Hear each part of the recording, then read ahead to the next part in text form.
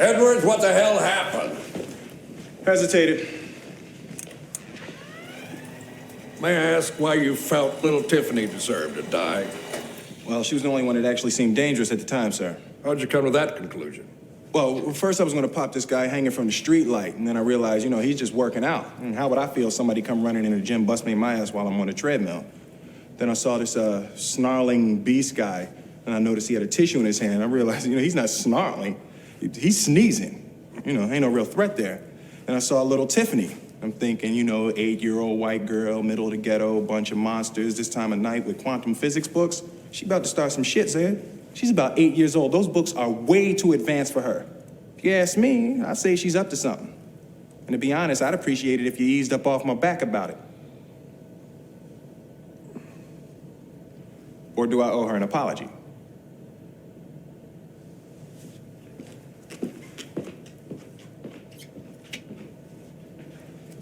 That was a good shot, though, right?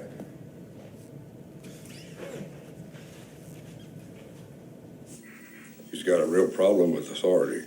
So do I. But this kid ran down a cephalopoid. On foot, boss. That's got to be tough enough. Let's hope you know what you're doing. Even the most exclusive organizations in the world often hire based on gut or instinct without any real data to show whether someone is a good fit for a role or not.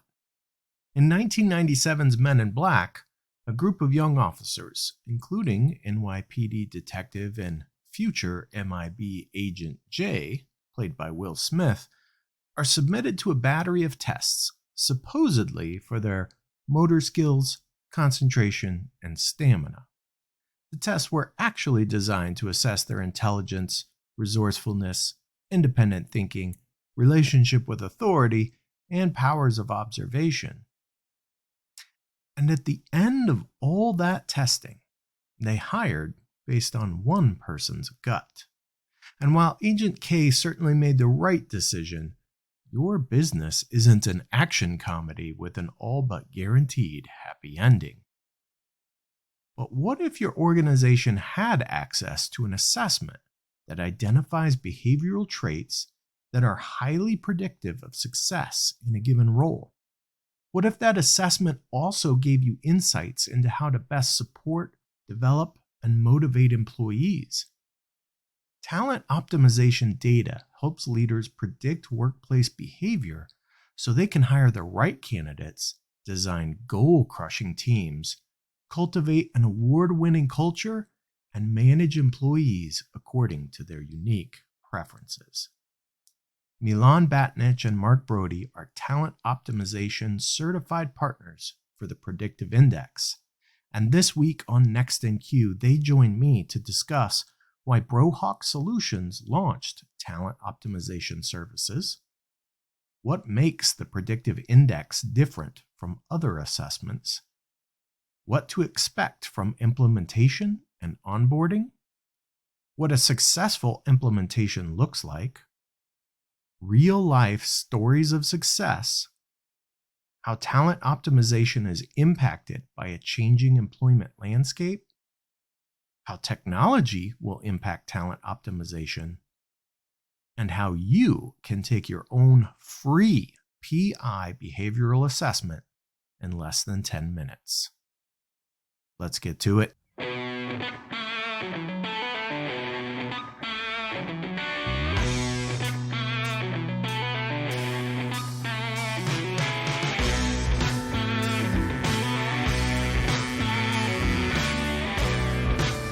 Welcome to Next in Queue, the podcast for contact center and customer experience professionals. Next in Queue is brought to you by Happy 2 Vision. Eliminate blind spots and see right through every conversation with Happy 2 Vision. Learn more at happitu.com. Now, here's your host, Rob Dwyer. Welcome to a special episode of Next in Queue. I've got a couple of clowns with me, but they're not actual clowns. They're actually really smart guys who have a lot of value to add. You may know them from previous episodes. I think somehow one of you, this is four 4 appearances? Oh my We're gonna have god. to get him a custom made jacket or something like that for like his 5th episode, whatever that, kind of like what they do with Saturday Night Live. I think Yes. maybe a custom jacket with a Jayhawk logo on it. Yes. You know, even Michael Jordan could only do 3 in a row. I mean, 4? 4?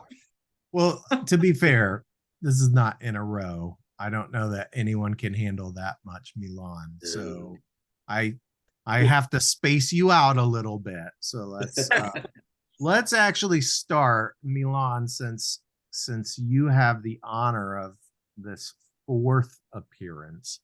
Why don't you introduce yourself first, and then we'll move on to Mark.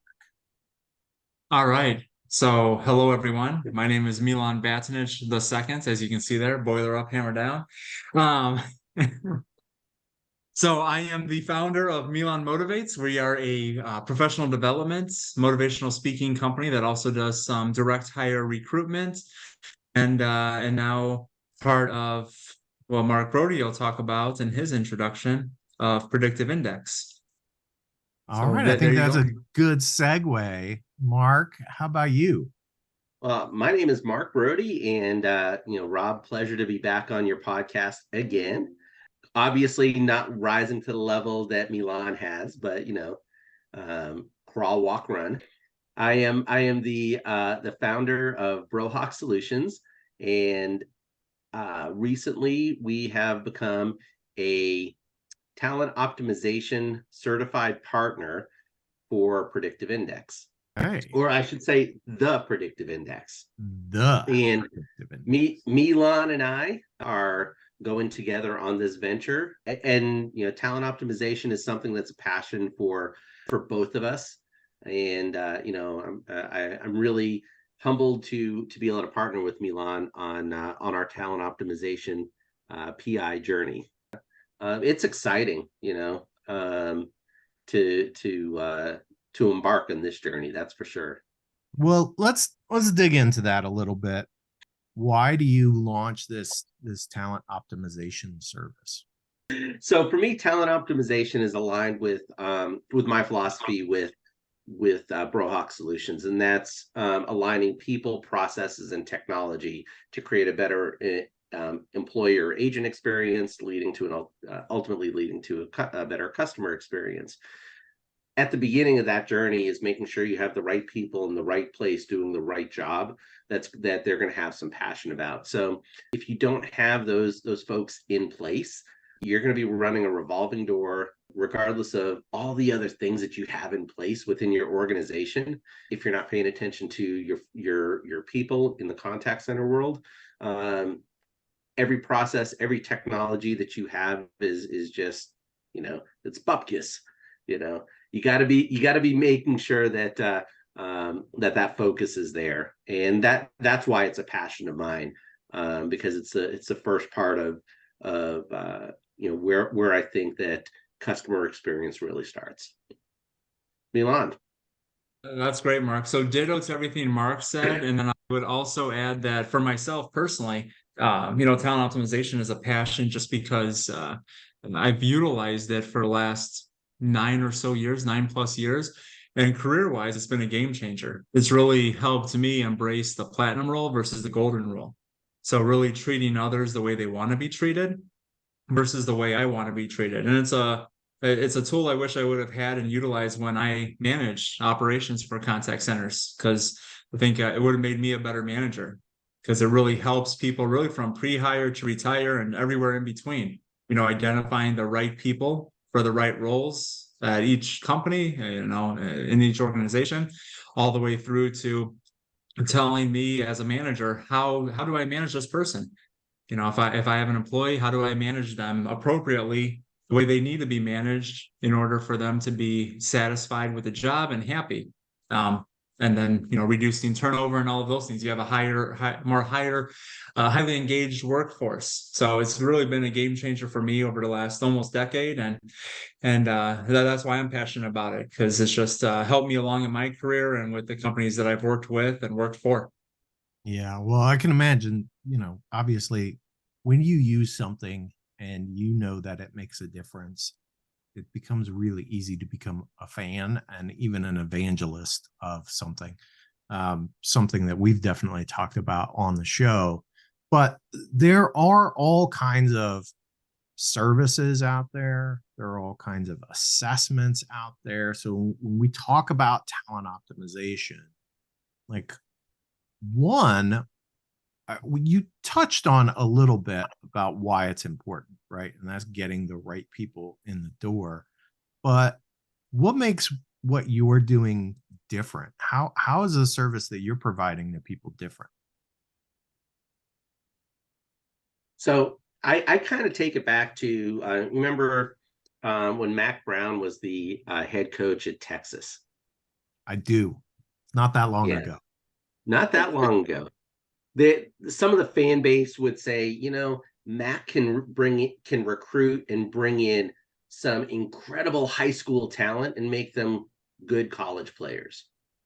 Okay, I view what we do here. A lot of organizations do a really good job of bringing in some really great talent.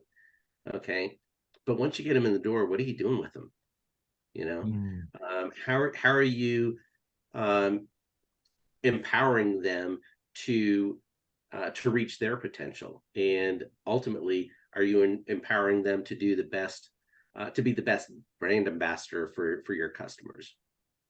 So No, that's a great answer, Mark. And I would just add on, Rob, to your points, the marketplace is flooded with 1,200 plus assessments that deal with personality or behaviors or talent optimization type of ideas. And I know personally for, utilizing this one, of the ones I've used over the last 15, 20 years of my career, this one has been the most accurate to me and has proven itself out over and over again to reduce attrition and help with again employee engagement and hiring the right folks and the employee development. So of all the ones that I've used, which isn't 1,200, but I've used 4 or 5 throughout my career, this one to me has been the most accurate. Well, and that's why you're no Mac Brown. exactly. It's a process, it's a system that is rooted in science. But because it's rooted in science and really focused on how the individual needs to be communicated with, engaged with, et cetera, I think it really brings to the forefront how individualized the employee engagement experience really needs to be. So it sounds like it's more than just a pre-hire assessment, that there's more to it than that. So let's talk a little bit about that. Let's walk us through, what does implementation and kind of an ongoing process look like? So implementation and onboarding, those sorts of things. So people who are interested in utilizing talent optimization will typically go through a training to become a subject matter expert in the science and in the software that is used on behalf of the science. And from there, there's ongoing support and there's onboarding in terms of helping organizations build out what are called job targets. So on the hiring side, so you create a target of what your ideal candidate would look like for each role within an organization, and then you can grade your candidates based on income, being in comparison with that job target. And then once employees are hired, there's many different tools on based on who that person is. Here's how you coach them. Here's how you motivate them. Here's how you need to manage them. If you don't, and it plainly tells us, if you don't optimize your talent, if you do not manage people the way they need to be managed, then they're going to leave the organization. It's pretty point blank. You need to manage them the way they need to be managed and coach them the way they need to be coached, and put them in roles that are an ideal fit for who they naturally are. When we think of the contact center industry, somebody who does outbound scripted telemarketing is a different type of person than somebody who does inbound sales retention, versus somebody who just does inbound customer service. It's 3 completely different types of individuals. So identifying who are the right people for each individual role, and then coaching and managing them appropriately. I want to talk really quickly about that job target piece. So uh, does the service that you offer help guide creating that job target? How do I know how to build that?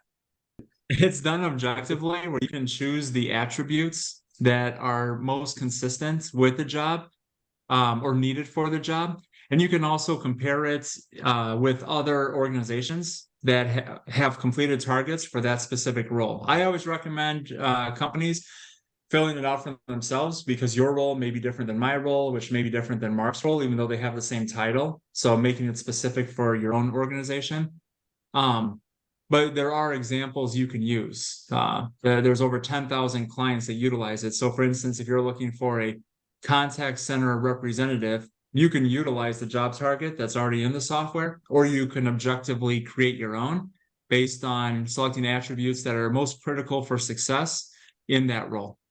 Is there something to guide me as to what those specific things are that are most critical to success within a role? Like, how do let's say I'm new to the business, right? And maybe I'm new to the hiring process. How do I know which aspects are going to be most critical to the roles that I'm hiring for? Within the, and we're not talking about software, within the process of defining a job target, there's certain keywords, key attributes, key behaviors that you're going to want in every single job. One thing you want to keep in mind also is that there's different stakeholders that are affiliated or aligned with that job. And it's important to get all stakeholders at the table, or a sampling of the stakeholders at least. If you can get them all, great. And provide input on what this job is needing in order to be successful. So, and that could be a peer, it could be a manager, it could be someone that is in an adjacent role in another department.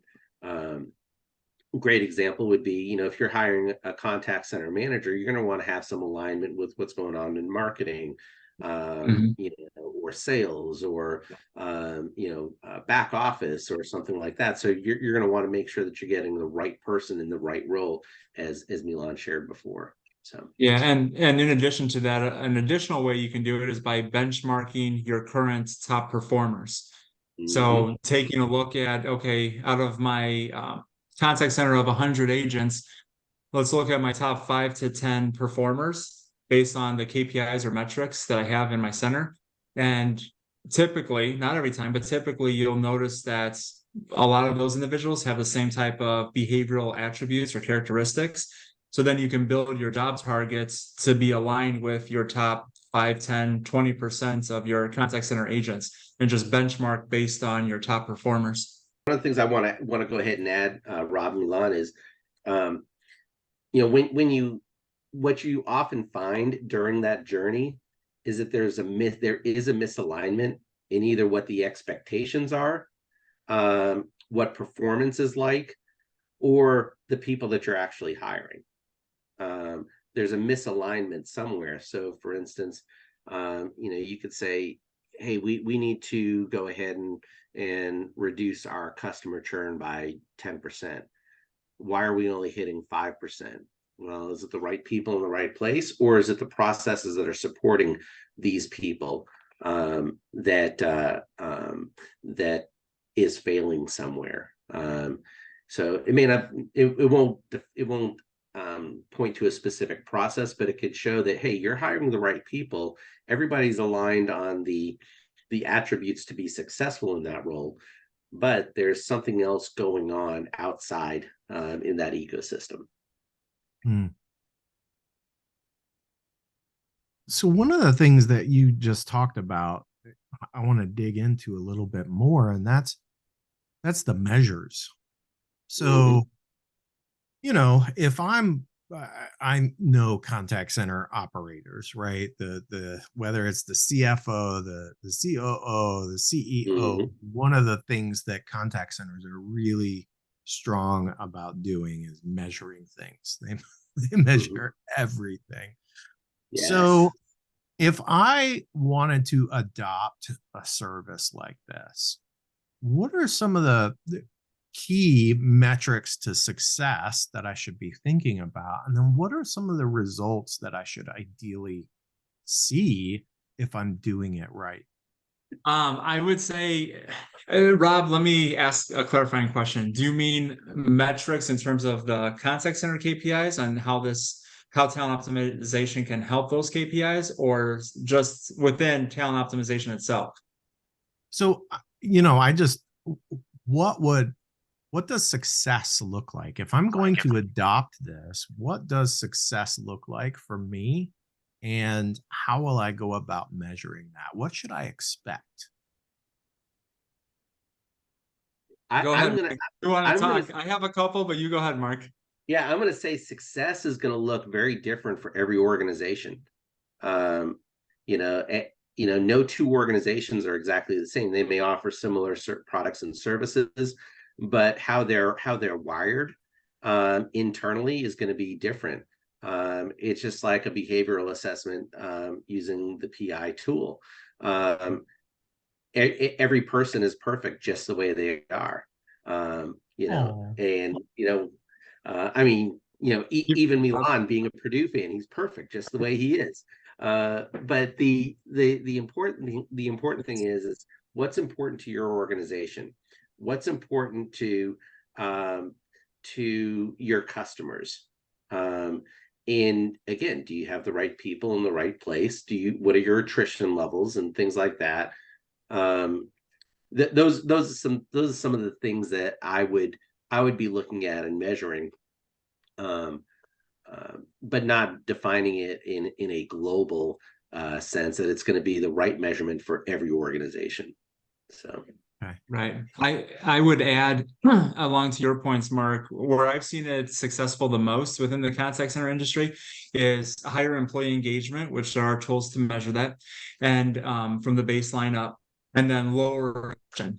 I mean, or I've utilized this tool in the past for a contact center in Austin, Texas. Mark, you know which one I mean, yep. where they went from Mhm. 90% annual turnover or annual attrition down to 14.9% annual Wow. attrition because they were inbound sales. So if people would call up, say, I saw your product on TV, I want to order it. Well, they wanted their inbound CSRs to upsell, cross sell, and sell more, but they were hiring inbound order takers, order processors versus salespeople. Once they realized they needed to hire more of that sales type of profile, so it's still inbound, but sales, their revenue went up. I think it was in the first year, their revenue went up by more than $1 million. And then their attrition again went from 90% annually down to 14.9% annually. And then they also were able to change some of their nesting period type of interactions and offered more coaching and management opportunities, or coaching opportunities from management. And of their 90% annual attrition, 90% was happening in the first 3 months. And they were able to lower that to 4%. So 4% attrition in the first 90 days, just by making sure they had the right people and managing and coaching the people more often and more accurately for that type of role. Yeah. When you just think about the numbers, just solving for the attrition alone, right? And how much it costs to go out and hire someone. And then, right, if I'm Right. constantly replacing that person, I think, one of the services out there for, job postings, I think has some numbers associated with how much it costs just to hire someone on average, right? But I think in the industry, you're probably talking about 5 grand just to hire someone, right? As kind of a Yeah. cost. And so when you're talking about hundreds of agents or even just dozens of agents that you don't have to replace anymore, all of a sudden, Mhm. right, the cost savings, that number gets really big in a hurry. Yep. Yeah. Yeah. When we analyzed the data from this call center in Austin, Texas, we found that they were able to lower their attrition costs. So like you were saying, Rob, cost to hire additional individuals. They were able to lower their attrition costs by, I think it was $462,000 a year, plus increase their top line sales revenue by over $1 million that first year. So it was like a $1.5 million swing, saved almost $500,000 in attrition and then added $1 million plus in revenue. So, Yep. Yeah. Yeah, that's a lot. Now, things are changing in the contact center business, right? I mean, there's a lot more work from home than there was just a few years ago. Part of that is driven by adoption from COVID, and part of it is just businesses realizing that that model can work. And there are a lot of things that are different about how you manage people in that type of environment. We're also seeing the adoption of new technologies like AI is all the rage. So when you keep those things in mind, how does this service adapt to that ever changing employment landscape? Go ahead, Milan. Rob, I'm sorry, what's AI stand for? I'm kidding. I'm Yeah. kidding. I'm kidding. I think all three of us were at a conference earlier this year where every exhibitor, almost exhibitor, was AI. Yes. No. No. Mark, I'll let you take this one. You're the technology guru.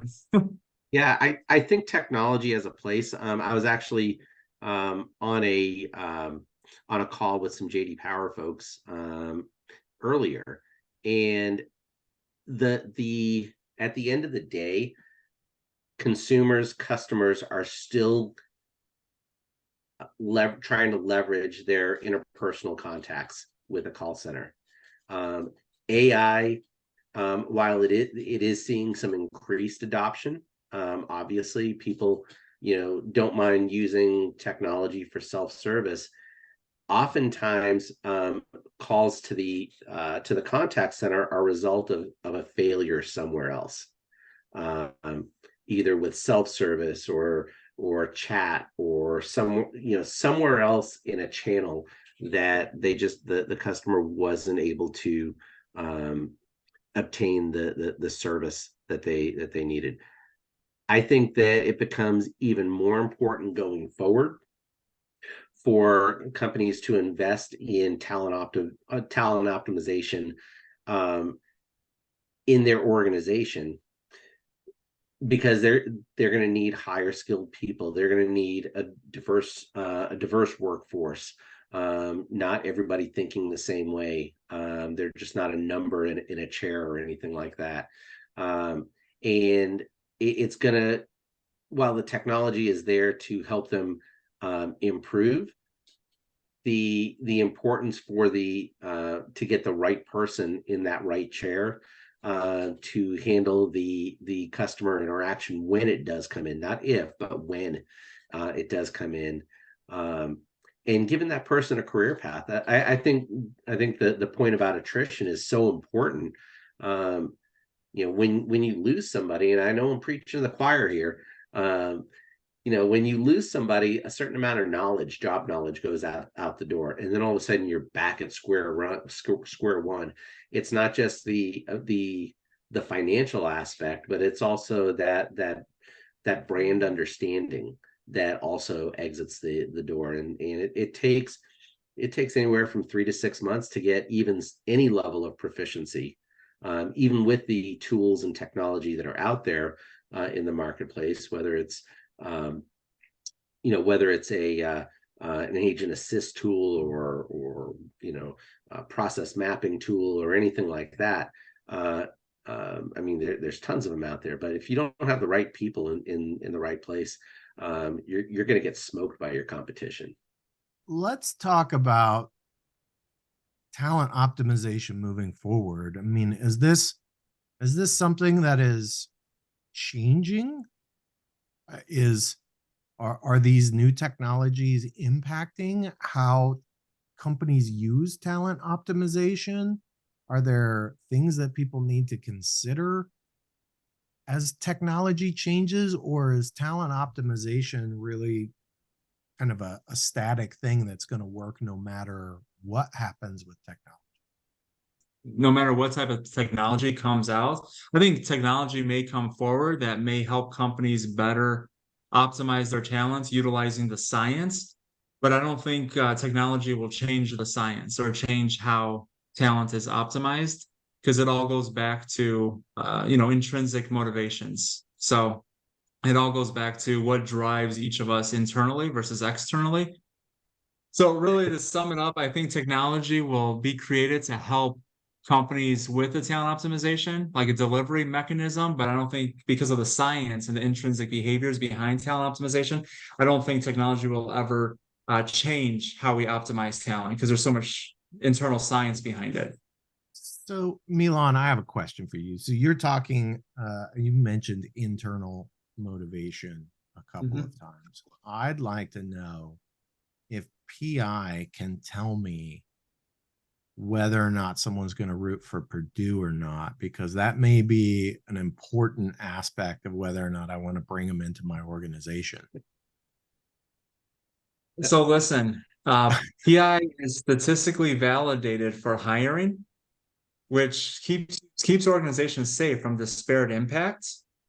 Now, it does not measure which university someone will root for. And I will add that if you were to not hire me because I root for Purdue, you may find yourself open to issues with legality, let's say. I don't think Purdue fans are a protected class. I'm just going to put that out there. I don't think that's a protected class.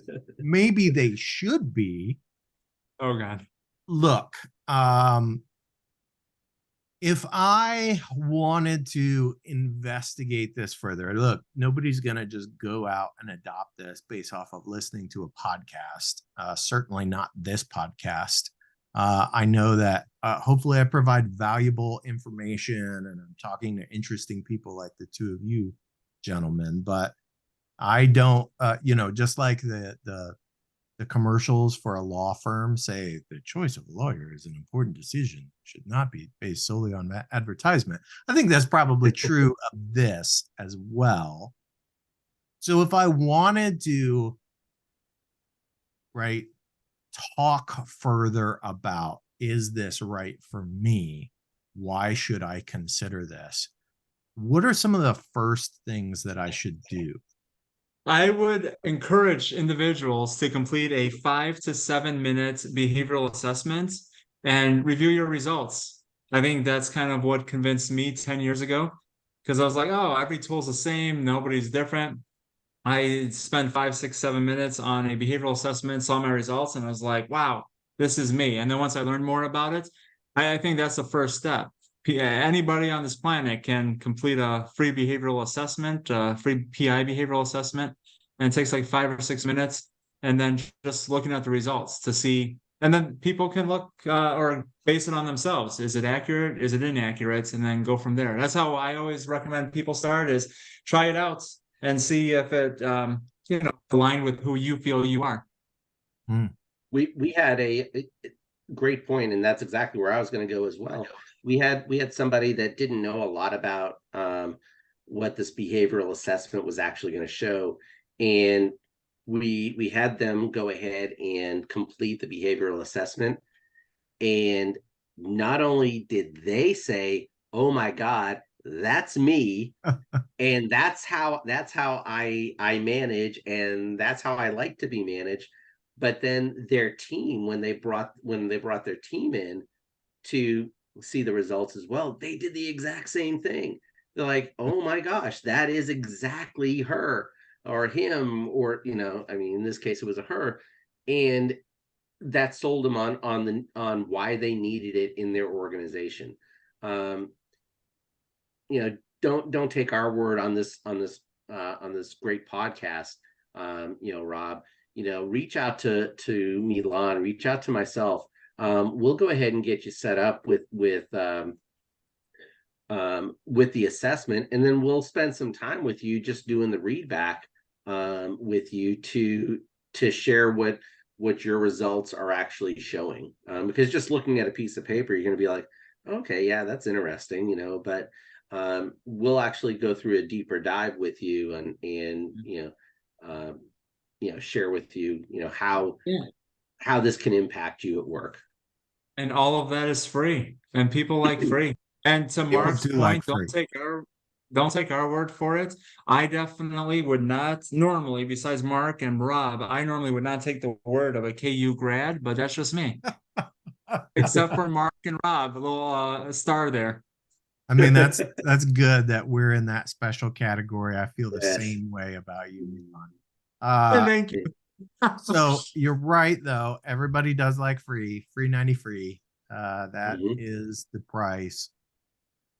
As usual, you can just check the liner notes of the podcast. Be ways for you to get in touch with one or both of these gentlemen. You can take the predictive index assessment for free 90 free, as they just said. And then if you go, oh my gosh, this is me, and you think, okay, maybe I could use this in my business, then you can reach out to them and talk about what that looks like for you and for your business. Gentlemen, it's been a pleasure having you on the show. As always, I don't know if there's going to be a special award for a fourth appearance. Probably not. Rob, I think you got to Rob, get to 5. Rob, I want to say thank you for having me on for the 4th time. And you said, I mentioned Michael Jordan at the beginning, and you said, but that was 3 in a row. I will say this is my 4th time in 3 seasons. He won 3 championships in 3 seasons. Wow. Oh, wow. That's true. That is true. But just because you show up doesn't mean you won.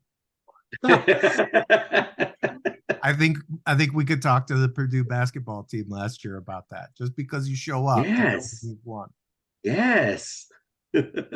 Oh my goodness. I don't know what to say that would be that wouldn't be disparaging to myself, to Rob, or to Purdue. So I'm just not going to say anything at all. I think that's fair. Thank you, I Rob. think that's fair. Thank you, gentlemen, for coming on the show. Look forward, as always, to talking to you again. Rob, thank you for having us. It was a pleasure. Next in Queue is brought to you by Happy To and is produced by me, Rob Dwyer. If you enjoy this podcast, please by all means subscribe and or rate this podcast in iTunes or your favorite podcast app. But more importantly, please tell just one person about this podcast. Word of mouth is the best way for people to discover new content. As always, thanks for listening.